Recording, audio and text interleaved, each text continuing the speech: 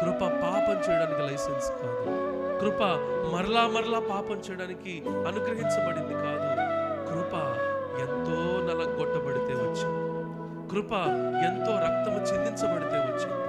కృప దేవాది దేవుడు సింహాసనాన్ని వదులుకుంటే వచ్చింది. కృప మనందరి పాపము నిమిత్తం ఆయన బలియాగమైతే, బలిపశువుగా మారితే వచ్చింది. కృప ఆయన మన నిమిత్తము మరణిస్తే వచ్చింది.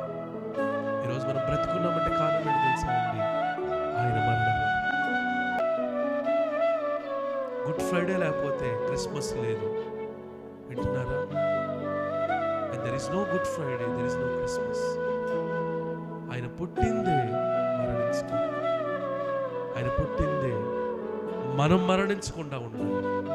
ఆయన పుట్టిందే మనము ఆయన కోరుకున్న జీవితాన్ని